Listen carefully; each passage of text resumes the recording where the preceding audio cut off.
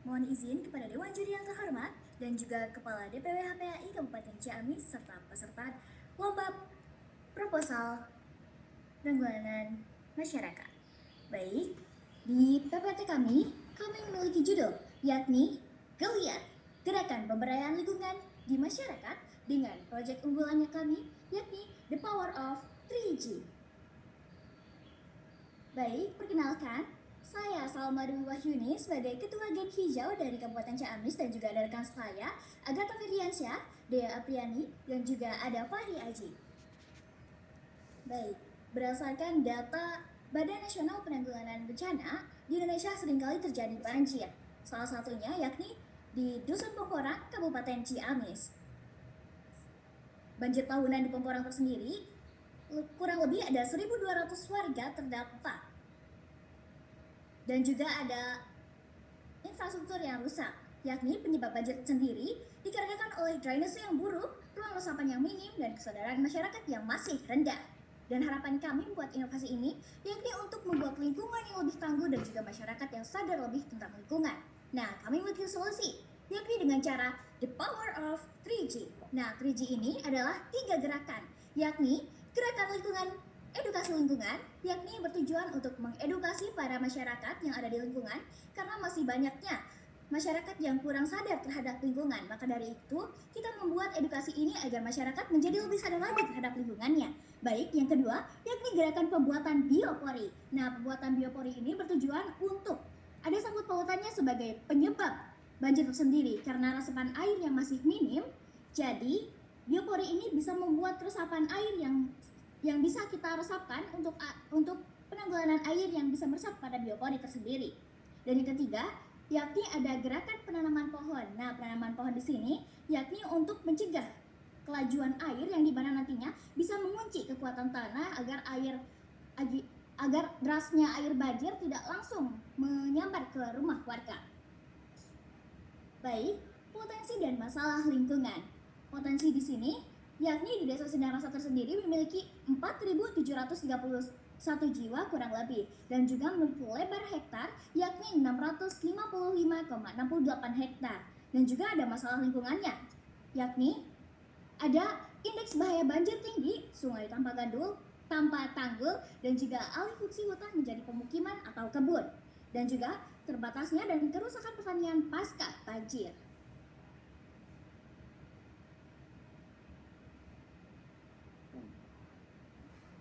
Baik, untuk selanjutnya, yakni rencana proyek kami.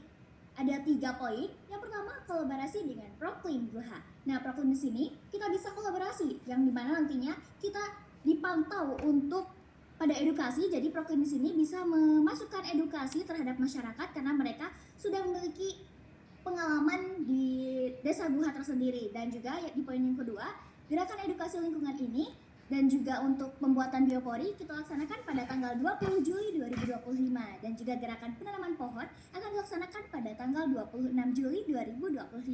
Nah, target kami membuat solusi dan inovasi ini adalah untuk membuat lingkungan hijau, infiltrasi optimal, komunitas masyarakat tangguh terhadap lingkungan. Nah, berikut pengumpulan data proyek yang ada di Desa Sindang Rasa yang sudah kami kumpulkan. Baik, Geliat di sini memiliki kolaborasi solusi dampak nyata, satu aksi kecil, satu biopori, satu pohon, dan juga satu perubahan. Kami mengajak semua pihak di Sindang Rasa maupun sekolah warga sekitar yang bertujuan untuk menjadikan Pongkorang bersih, aman, dan bebas banjir. Ayo bersama cegah banjir. Geliat, the power of bridging. Hebat. Terima kasih.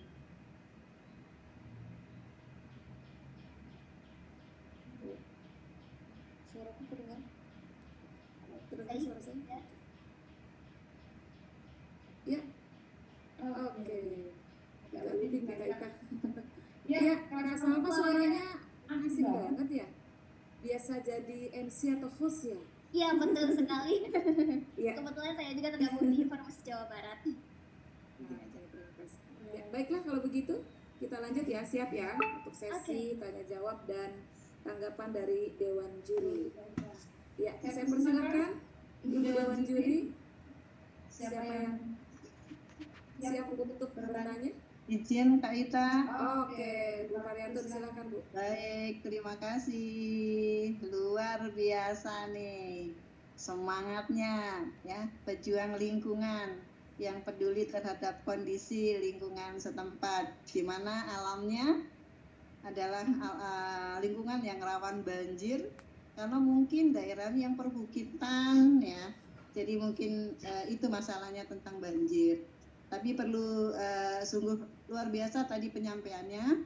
Hanya mungkin sedikit yang saya akan ini tadi sempat saya baca proposal, baca lihat 3G itu luar biasa nih 3G, ternyata gerakan edukasi lingkungan, kemudian gerakan pembuatan biopori kehidupan penanaman. Nah, yang saya katakan yang pertama, gerakan yang seperti apa sih yang dilakukan untuk edukasi lingkungan? Yang kedua, tahapan-tahapan atau kegiatannya itu belum terinci karena setahu saya kalau kegiatan itu mungkin perlu biaya atau dana. Kalau perlu dana, dananya berapa? Mungkin bisa sebutkan, bisa diambil sumber dananya dari mana. Yang ketiga, apa tindak lanjut dari kegiatan 3G tersebut? Terima kasih. Baik, izin menjawab ya Ibu. Baik, jadi di sini kita sudah ada rundown tersendiri dan juga kita sudah punya kampanye lingkungan, dan juga di proposal tersendiri kita sudah mencantumkan tentang rundown kegiatan geliat dari mulai pukul 7 sampai dengan pukul 11. Nah, di sini ada registrasi peserta dulu terlebih dahulu pada jam 7 sampai dengan jam 8. Nah, juga di jam 8 nanti kita ada pembukaan dan juga ada perwakilan dari pihak-pihak terkait, dan juga kita dimulai setelah pembukaan tersendiri akan ada edukasi lingkungan tentang edukasi lingkungan yang nantinya kita akan diberdayakan pada lingkungan Pembuaran tersendiri. Dan juga pada jam 9 nanti kita akan pengelolaan sampah dan juga ada konferensi air. Nah, di jam 10 nanti kita akan mengenalkan nih tentang program kita juga tentang biopori dan juga teknik pembuatannya dan juga teknik pengelolaannya. Nah, untuk ke jam 11-nya nanti kita langsung boleh praktik dan juga di skip oleh Isoma dan juga bisa nanti kita lanjutkan kembali. Nah, untuk RAB tersendiri kami juga sudah dicantumkan sebetulnya di proposal tersendiri, Ibu. Dan juga di sini berupa seperti sosialisasi ya? Iya, betul sekali, untuk edukasinya Ibu. Dan juga untuk pembuatan lubang bioporinya tersendiri, kami itu bertujuan untuk membuat lubang biopori di setiap rumah warga tadinya Ibu. Nah, jadi harapan kita itu untuk masyarakat konsisten peduli terhadap lingkungan nantinya Ibu. Nah, jadi misalnya kita sudah mengedukasi nih dan juga sudah mempraktekkan nih. Jadi masyarakat tidak hanya sampai selesai kita mengedukasi sudah tidak acuh lagi, tetapi masyarakat itu sendiri bisa mengelola dan juga bisa mungkin membuat lebih banyak lagi resapan air. Selain biopori, mungkin jadinya masyarakat bisa mengelola lebih baik lagi dari edukasi yang mungkin belum kita sampaikan.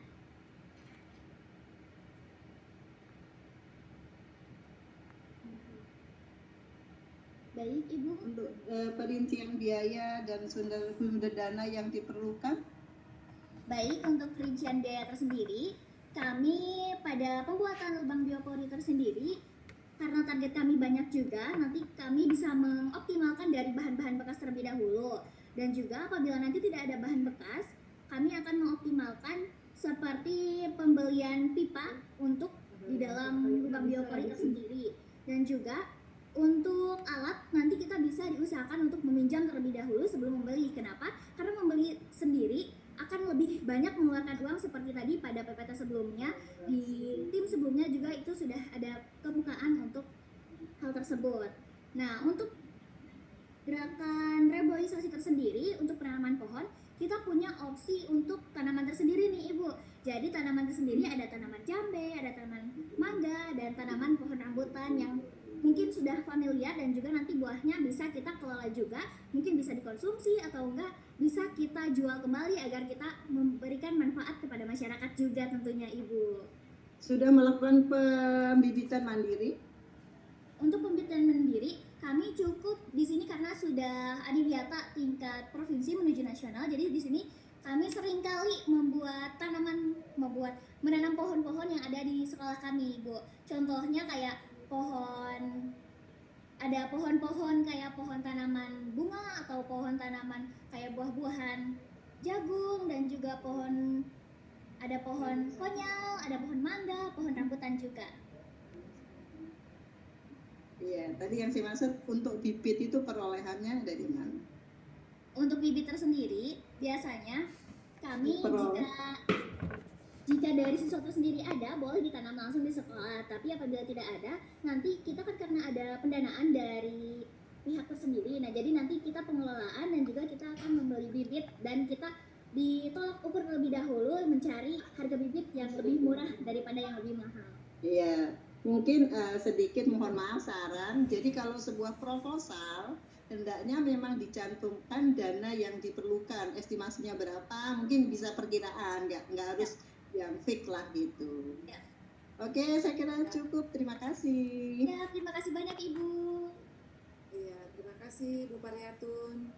Selanjutnya Bu Elis atau Bu Simi, saya persilahkan Ibu. Baik, boleh saya Ibu? Ya. Kak Ita? Silakan Bu. Ya baik. Luar biasa, semangatnya, energinya, energizer ya. Jelas gitu ya. Nah, ini ada beberapa hal yang saya ingin tanyakan, Kak Salma ya. Ya. Tadi kan kalau kita lihat di sini ada 30 titik ya, 30 titik biopori yang akan dibuat gitu ya. Kemudian 30 titik itu tapi saya belum lihat nih mau pasang di mana nih, mau titiknya di mana nih gitu ya. Nah, kalau saya di kedosenan gitu ya, di akademik kita ada PKM itu akan terlihat dampaknya kalau satu lokasi dulu gitu ya. Misalnya di desa apa tadi? Desa Sindang Rasa. Nah, itu menjadi binaan dulu nih, bioporinya 30 titik di situ, kemudian penanamannya juga di situ gitu ya. Nah, penanaman itu juga penanaman yang tadi ya dengan juri sebelumnya gitu ya. Pembibitannya dari mana sih gitu. Nah, ini yang sedapat mungkin sebetulnya kita menekan budget ya. Menekan budget yang kemudian bisa lewat instansi terkait yang kemudian bisa kita mintain untuk CSR-nya seperti itu ya. Nah, ini yang saya belum lihat di situ, masih mandiri gitu ya, masih inisiatif sendiri dan kemudian mengadakan sendiri seperti itu. Nah, menurut saya gitu ya, ini masukan saja, bibit itu bisa juga dengan sosialisasi. Misalnya selagi kamu makan buah ada bijinya, tanamlah gitu. Nah, akan muncullah buah. Nah, nanti yang menumbuhkan kan Tuhan ya gitu ya. Mau tumbuh atau enggak itu kan Tuhan, tapi paling enggak oksigen kita bisa dapat. Kalau dapat buahnya alhamdulillah gitu kan. Nah, itu menjadi salah satunya. Kemudian juga di KLH ya, itu ada rumpin ya Bu ya. Mungkin Ibu Elis yang tahu. Nah, itu menyediakan bibit gratis sebetulnya, tanaman-tanaman yang bisa diminta gitu ya, tetapi tentu dengan catatan-catatan prosedural. Nah, proseduralnya itu bisa mungkin ada program yang bersinergi yang untuk monefnya itu bisa sinergi gitu. Jadi ditugaskan kepada kalian untuk memonef besarnya kalau 3 bulan jadi apa dan lain sebagainya, dan itu akan, kalau kita bicara sustainability gitu ya, keberlanjutan, itu bisa menjadi program yang bagus gitu ya, seperti itu, dan tentu itu dimasukkan dalam anggaran kan gitu ya. Nah, seberapa untuk keberlanjutan itu berapa banyak, dan kalian juga akan kelas 3 nanti lulus, adik kelasmu ada kaderisasi. Nah, itu juga keberlanjutan itu bisa menjadi program ya untuk penanaman. Tapi yang untuk biopori, nah itu juga alat itu kan tidak habis pakai ya. tetapi alat itu bisa dipakai ulang gitu. Nah, yang habis pakai itu kan lubang-lubangnya itu terbanyak ya, berapa kali. Nah, ini biayanya cuma 10 juta, tetapi dia masih bisa ditekan, tapi malah yang bioporia ditambah karena penekanannya di pembibitan itu bisa minta dari dinas ya. Nah, dari KLH juga bisa ya. Kemudian yang biopori itu bisa ditambah ya, juga plus tadi maintenance ya, keberlanjutan ya dari sebuah program gitu. Ya, itu yang masukan saya ya. Terima kasih Bu Siwi. Wah, ini dapat masukan berharga ya Kak Salma dan teman-teman ya.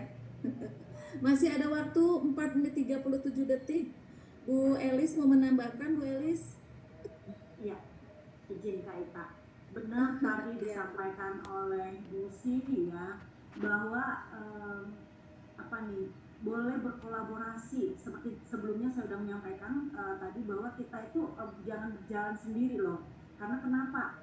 Manfaat yang akan diterima kan bukan untuk diri sendiri, tapi untuk banyak orang.